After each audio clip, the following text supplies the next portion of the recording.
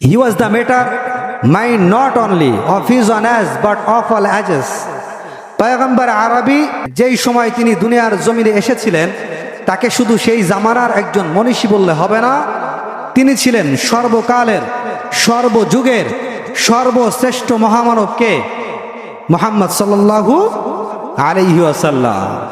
অমুসলিমদের চোখে বিশ্বনবী কি হলো না হলো ওটা বড় কথা নয়। অমুসলিমরা যদি খারাপ বলে তাহলে কি আমাদের চোখে খারাপ হয়ে যাবে? না। কিন্তু দৃষ্টিভঙ্গি দেখেন, মুসলমান আমরা তো বলবোই, কিন্তু অমুসলিম যারা ছিল তারাও নবীজির জীবনী পড়ে মুহাম্মাদের চরিত্রে কালিমা লেপন করতে পারে নাই। এর চাইতে আপনি কি চান? অথচ এই দুনিয়ার জমিন থেকে একজন ব্যক্তি কেবল আরশে আজিম পর্যন্ত পৌঁছে গিয়েছিলেন। তিনি কে? কথা বলেন। আমাদের নবী। মেরাজ বিশ্বাস করেন? আমরা তো করি, বিজ্ঞান মানতে চায় না। চিন্তা করে কিভাবে হলো এটা?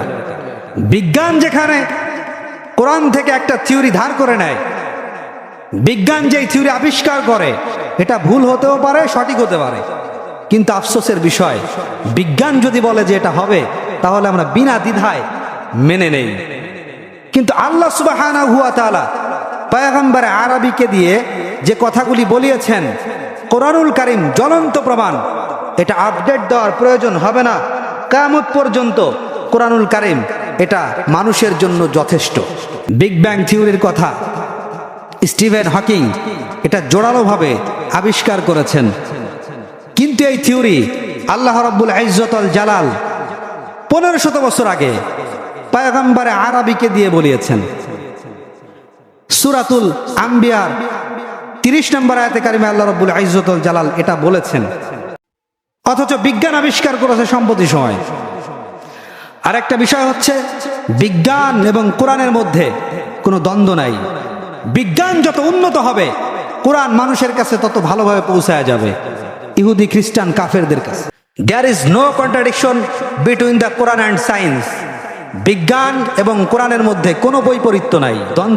আল্লাহ রাব্বুল আলামিন বলেন, আওয়ালাম ইয়ারাল্লাযীনা কাফারু আন্নাস সামাওয়াতি ওয়াল আরদা কানাতা রাতকান ফাফাতাকনাহুমা। আল্লাহ রাব্বুল আলামিন বলেন, কাফেররা কি ভেবে দেখে না আমি আল্লাহ রাব্বুল আলামিন এই আসমান এবং জমিন এটা এভাবে করে একত্রিত ছিল, সংযুক্ত ছিল। আমি আল্লাহ রাব্বুল আলামিন ফাফাতাকনাহুমা, আল্লাহ পাক একটা বিস্ফোরণের মাধ্যমে, আল্লাহ রাব্বুল আলামিন বলেছেন কুন ফায়াকুন বলেছেন, এইটা বলার দ্বারা রব্বুল ইজ্জত ওয়াল জালাল আসমান এবং জমিনকে ধীরে ধীরে এটাকে কি করেছেন? পৃথক করে দিয়েছেন। এটা সম্প্রতি বিজ্ঞান আবিষ্কার করেছে, আর আল্লাহ রাব্বুল ইজ্জত ওয়াল জালাল এটা কত আগে বলেছেন? 1500 বছর আগে। যদিও কোরআনুল কারীম বিজ্ঞানের কোনো গ্রন্থ নয়, কিন্তু এই কোরআনকে ভুল প্রমাণিত করতে পারে পৃথিবীর জমিনে এমন কেউ নাই। চ্যালেঞ্জ করেছেন, কিয়ামত পর্যন্ত পারবে না। যদিও কোরআনুল কারীম এটা বিজ্ঞানের কোনো গ্রন্থ নয়, কিন্তু এমন কোনো বিষয় নেই যেটাতে আল্লাহ রাব্বুল ইজ্জত ওয়াল জালাল এটার ইঙ্গিত দেয় নেই। আল্লাহ রাব্বুল আলামিন পয়গম্বর আরবিকে, বিশ্ব নবীকে দুনিয়ার জমিনে পাঠিয়ে দিয়েছেন, আর আল্লাহ পাক বলেছেন ওয়ামা আরসালনাকা ইল্লা রাহমাতাল লিল আলামিন। এই तमाम পৃথিবীর জমিনে আল্লাহ রাব্বুল আলামিন বিশ্ব নবীকে রাহমাতুল লিল আলামিন করে দুনিয়ার জমিনে পাঠিয়ে দিয়েছেন। আমার আল্লাহ হলেন গোটা পৃথিবীর রব, রব্বুল আলামিন। আলহামদুলিল্লাহি রব্বিল আলামিন। আল্লাহ পাক বলেন, আমি আল্লাহ পাক যতটা জগতের জন্য রব, আমার নবী ততটা জগতের জন্য রহমত।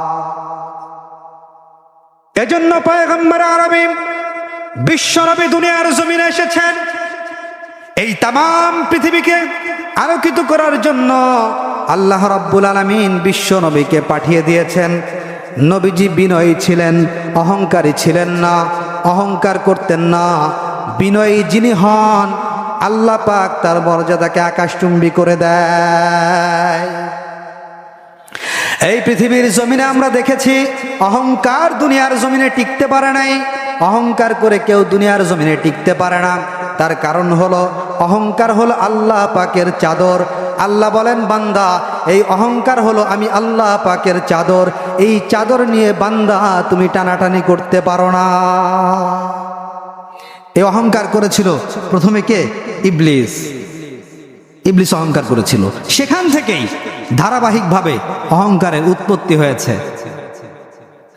আল্লাহ রাব্বুল আলামিন বলেন, وَإِذْ قُلْنَا لِلْمَلَائِكَةِ اسْجُدُوا لِآدَمَ فَسَجَدُوا إِلَّا إِبْلِيسَ أَبَى وَاسْتَكْبَرَ وَكَانَ مِنَ الْكَافِرِينَ। আল্লাহ রাব্বুল আলামিন যখন সমস্ত ফেরেশতাদেরকে সিজদা করতে বলল, আদম আলাইহিস সালামকে সিজদা করতে বলল, সবাই সিজদা করলো। ফাসাজাদু ইল্লা ইবলিস, তবে ইবলিস সিজদা করে নাই, অহংকার করলো। অহংকার করে সিজদা করে নাই। কি যুক্তি দাঁড় করিয়েছেন? যুক্তি দাঁড় করিয়েছেন রব্বুল আলামিন, আমাকে আপনি আগুন দিয়ে সৃষ্টি করেছেন। আগো রব্বুল আলামিন আগুন সর্বদা ঊর্ধ্বমুখী হয়, আর আদমকে সৃষ্টি করেছেন মাটি দিয়ে, সুতরাং মাটি নিম্নগামী হয়। আমাকে সৃষ্টি করেছেন আগুন দিয়ে, আমি আদমের থেকে উত্তম, আমি উত্তম হয়ে আদম নিম্নগামী, তাকে কেমন করে আমি সিজদা করব? এটা হতে পারে না। বলল, অহংকার করে বলেছে যে আমাকে সৃষ্টি করেছেন আগুন দিয়ে, আর আদম আলাইহিস সালাতু ওয়াস সালামকে সৃষ্টি করেছেন মাটি দিয়ে, সুতরাং আমি তাকে সিজদা করতে পারি না। যখন ইবলিস সিজদা করে নাই, অহংকার করলো, আল্লাহ পাক বললেন, ফাখরুজ মিনহা ফাইন্নাকা রাজিম, বের হয়ে যাও, কিয়ামত পর্যন্ত অভিশপ্ত হয়ে গিয়েছ। অভিশপ্ত হয়ে গেছে। আমাদের সমাজে এমন মানুষ কি নাই যারা বলে, বাজারে গিয়ে, হাটে বাজারে গিয়ে বলে যে চিনো আমি কার বাপ?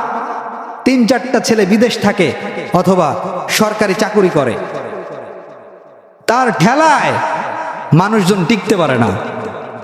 আগে তেমন টাকা পয়সা ছিল না, এখন হইছে, এখন তার অতিষ্ঠে পাড়া প্রতিবেশী টিকতে পারে না। আছে না নাই? কথা বলে। এদিকে মনে হয় নাই, এদিকেও আছে। ওইটা সব জায়গায় আছে, কিয়ামত পর্যন্ত থাকবে ওইটা। কি অহংকার, অহমিকা করে। অথচ আপনি দেখেন ভাই, এই দুনিয়ার জমিন থেকে বিদায় হয়ে যাবেন, আসছেন একা, একা চলে যেতে হবে। অন্ধকার কবর, বাতি নাই, সাথী থাকবে না, কেউ থাকবে না, অথচ আপনাকেই থাকতে হবে। অথচ আপনি অহংকার করেন। প্রিয় মুসলমান ভাইরা, অহংকার অহমিকা করা যাবে না। এই তামাম পৃথিবীতে দুনিয়ার জমিনে আমরা এসেছিলাম, একাই তো এসেছি, আবার চলে যাব। এই দুনিয়ার জমিন থেকে যেদিন বিদায় হয়ে যাবে, কাফনের কাপড় পর্যন্ত একা পড়তে পারবো না। এই দুনিয়ার জমিনে যত অহংকার আমি করি, টাকা পয়সার অহংকার, কাফনের কোনো পকেট নাই, এই পকেট দিয়ে, কাফনের পকেট দিয়ে টাকা নিয়ে যেতে পারবো না। দুনিয়ার জমিনে যা উপার্জন করি, এই পৃথিবীর জমিনে আমাকে রেখে দুনিয়ার জমিন থেকে বিদায় নিয়ে চলে যাব।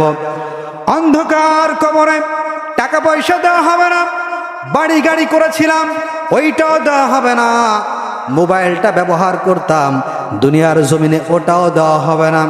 আজকে আমি একা ঘুমাতে পারি না ঘরের ভিতরে, আমার বড্ড ভয় লাগে। অন্ধকার কবরের ভিতরে ইলেকট্রিসিটি নাই, যেখানে কোনো নরম বিছানা থাকবে না। বাড়িতে গেলে পরে কম্বল দিয়ে আমি ঘুমাইতে পারি না, কম্বল না হলে নরম বিছানা বেতি রেখে ঘুমাতে পারি না। বাঁশ বাগানের পাশ দিয়ে আমি যেতে পারি না, একা একা না যাওয়ার কারণে আমাকে আগায়া দিতে হয়, বাড়িতে চলে যাব। এই যে মাহফিল শেষ করে অনেক মানুষ তো একাও বাড়িতে যেতে পারবে না, তাকে আগায় দেওয়া লাগবে। বাড়িতে আপনজন অপেক্ষা করছে, স্বামী কখন বাড়িতে আসবে।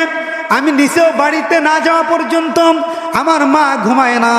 রাত্রি যদি 2টাও বেজে যায়, মা দরদি ঘুমায় না, বিবি অনেক সময় ঘুমায় যায়, কিন্তু মা এখনো পর্যন্ত ঘুমায় না, যতক্ষণ পর্যন্ত আমি বাড়িতে না প্রবেশ করি।